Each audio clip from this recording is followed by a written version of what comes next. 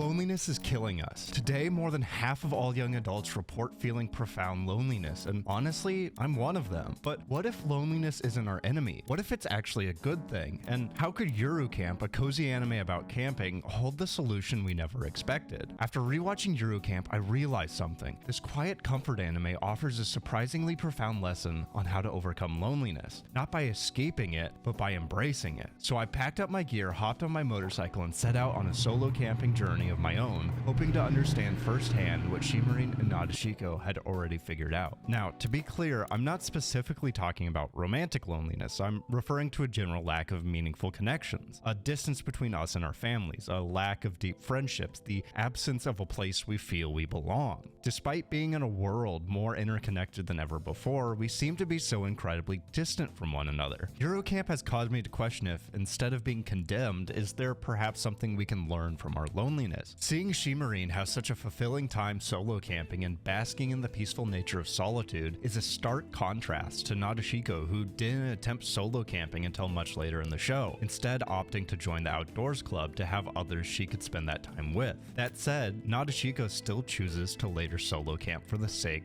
of solo camping. In fact, throughout much of the anime, we often see these girls enjoying their choice to go at it alone, even opting to go by themselves when they have the option to join in with others, which made me realize people don't often choose to get out there alone. And I don't just mean getting outdoors and going camping. Personally, while I live alone, I don't particularly choose to do much on my own. Yeah, I've got plenty of chores to do and I'll watch anime and YouTube on my own, but I never really play video games unless my couple of friends happen to want to. I all but completely stopped playing guitar when everyone else I knew also stopped, and despite my deep desire to get outdoors and travel, I've never been able to convince myself to do so alone. And I think most people get paralyzed by the uncomfortability of being alone and allow it to completely halt them in their tracks. It seems like many people have preconceptions that tell them that certain things are only group activities and shouldn't be done alone, causing them to not pursue their interests due to not having others around them to pursue those interests with.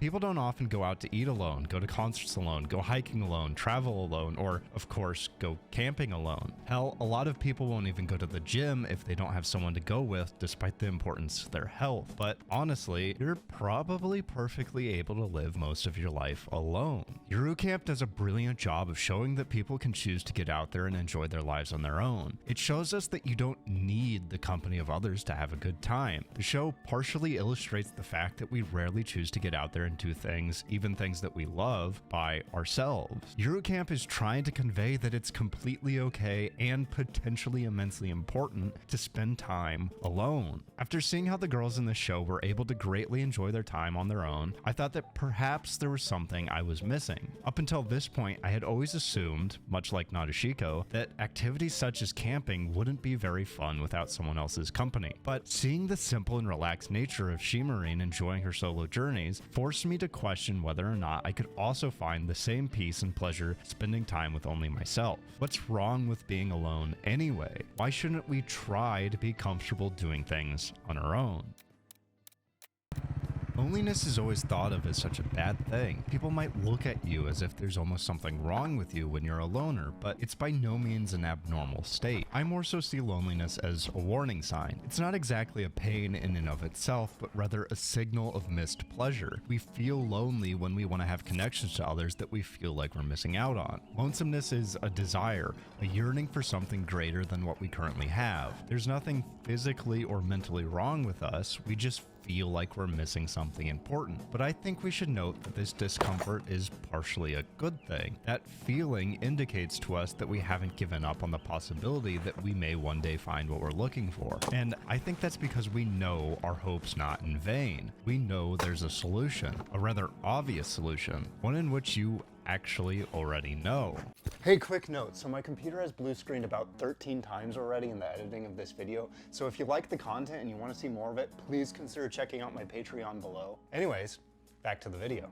Now, if I'm not sounding too stupid, you've likely already come along to this solution and are probably thinking, no shit. As stupid of a statement as it is to say, the solution to loneliness is to find people you connect with, right? Not especially mind-blowing, is it? That said, knowing this solution allows us to shift our main question to something that we may better be able to control. Instead of thinking more vaguely about loneliness and misconnections, we should focus in and ask, how can we come to form meaningful connections in hopes that we may eventually overcome our loneliness? Which is where Yuru Camp once again comes into play. I think Reen the Loner is a perfect example of what we should emulate. Reen is perfectly happy spending time in solitude. While she was initially introduced to camping by her grandfather and had some guidance from her father, once she was competent, she was fine venturing on her own. Seeming to be weary of ever so terrifying new people, she avoided the outdoors club as if her life depended on it. And seeing as her only friend is a lazy, no good, hyper relatable sleepyhead, Reen had no choice but to go at it alone. And that she did. Instead of hesitating and holding herself back, Reen was willing to stand on her own 2 feet and be independent, exploring something she had a growing passion for solely for her own sake, focusing her energy on the things she loves. Which is exactly what we need to remember. If you spend so much time desiring to connect with other people, it's easy to lose sight of the process. When you focus on chasing others, you end up missing the most important part of finding meaningful connections. You're forgetting the most important person in your life. You're forgetting you.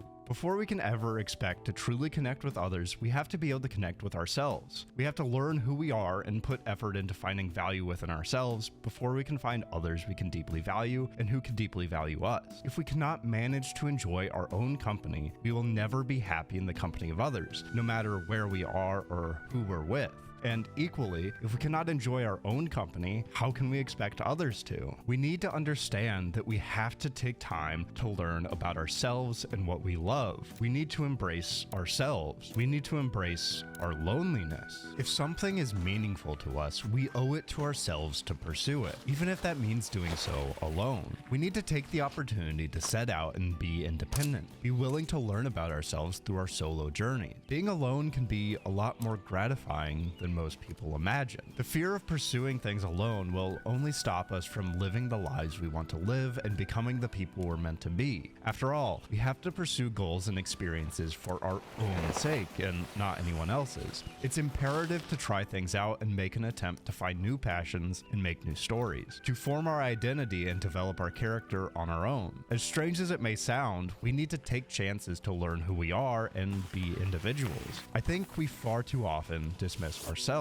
Taking moments of voluntary solitude enables us to reflect on our lives. This voluntary solitude is a much more freeing and gratifying form of self-reflection than the ever so classic 3 a.m. lying in bed life revelation that feels so upsettingly common sometimes. As minute as it might seem, deciding to go out and solo camp for the first time was a rather anxiety-inducing choice to make, yet taking such an oddly frightening chance was a lot better than never taking that step forward, never learning from the experience, never taking a moment to do something I owed to myself to do. I think that Yuru Camp and my trip has single-handedly convinced me to start embracing my time alone much more, and I think that's something we should all do going forward for the sake of ourselves. If there's anything that I feel I've learned from making this video, it's that if you get out there and try things alone, you can learn a lot more about yourself than you ever thought possible. Spending time alone provides so many opportunities to reflect on ourselves as individuals, develop our character, and learn to appreciate our own company. Here's my suggestion to you.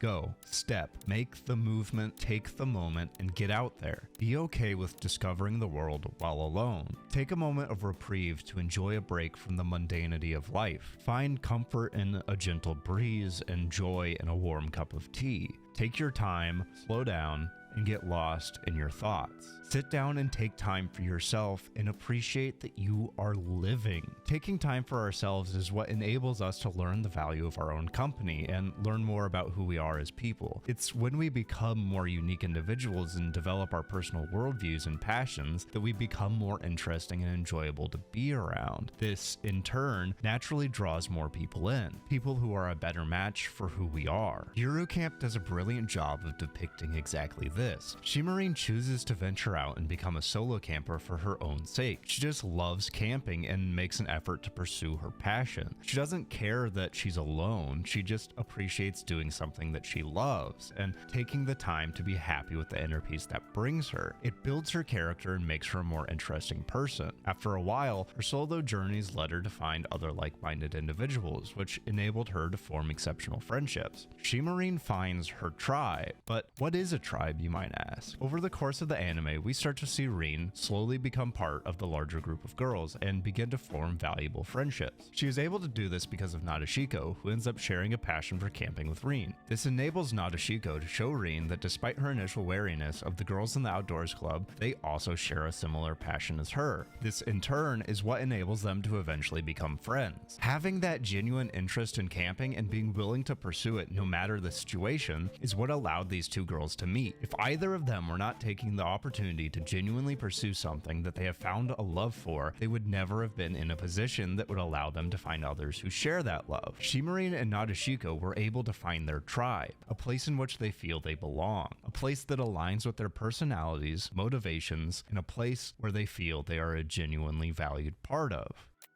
Personally, I don't feel like I've ever found a place in which I truly belong. And maybe that's just me being picky, but most of the people I find myself around seem to share few, if any, of my passions, convictions, or interests in any more than a passive manner, which is maybe part of the reason why I'm doing this right now. This YouTube video, I mean. I think there might be a small part of me that hopes that because of this, I'll be able to find new, like-minded people that I may be able to one day call friends. And if I can do this right now, I see no reason you can't also get out there. If you too ever get a sense of not knowing what to talk about or a lack of commonalities that make it hard to spend time with or bond with the people around you, even people you may have known and possibly been friends with for a long time, you're certainly not the only one. This is exactly the feeling of not being in your tribe. These people are some people rather than your people. We often tell ourselves that just being around others is enough, even if those connections aren't super meaningful, at least there's something. And while there's some truth to that, we have to understand that spending so much time with or focusing on people who don't care all that much about us and whom we don't connect with isn't going to magically cure our loneliness. We have to find people who are part of our tribe, people we can understand and value beyond just hanging out. If someone doesn't share our interests, it's hard to get any real reception. Eventually, this causes us to feel even more alone than we would have if we were actually alone. If all we have is strands of a friendship, we need to take some time for ourselves and figure out if it's worth all the time, effort, and stress that comes with any given relationship, especially when we could be spending time trying to work on ourselves and find people who would be a better match for us. We need to be careful not to constantly chase others through interests that are by no means our own, as that's what leads to meaningless, passive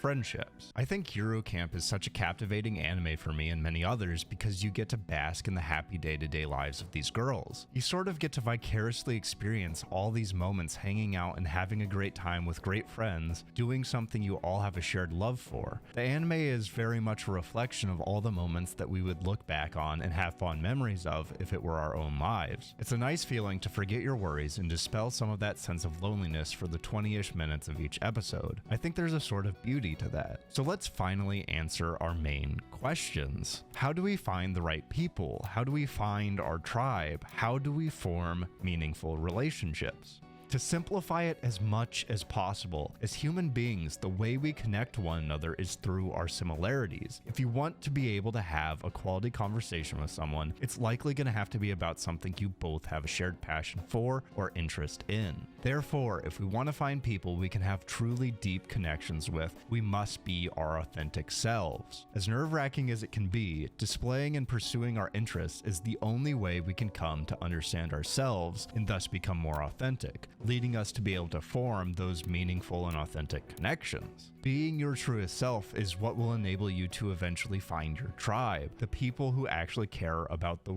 real you, the people who share those goals, aspirations, and convictions, the people you can truly bond with. And that's exactly what Yuru Camp has taught us how to do. Become our authentic selves, I mean. Yuru Camp is showing us why going out and living life solo, embracing being alone is so important. It permits us to better understand ourselves, and it better allows us to develop as individuals, which in turn allows us to become our authentic selves, shifting our loneliness into being alone but not feeling alone via embracing our self-company is crucial. We need to be able to view ourselves as a companion, because one is never truly alone if they enjoy the company of the person they're alone with. When you is all you have, there is no better option than to become comfortable and seek happiness enjoying life that way. But if you can come to find the self-confidence to appreciate your time alone, you can avoid feeling alone while alone. If you don't trap yourself in non-genuine relationships, you can avoid feeling alone despite being around others. And if you can become someone you would want to be around by pursuing your passions and finding the things you love, not only will you be able to find the contentment in your time alone, you'll come to attract the kind of people you're looking for. Taking the opportunity to put yourself out there and enjoy life alone, choosing to embrace loneliness, is what will enable you to find your tribe and enjoy your life rather than to sink into your sorrows.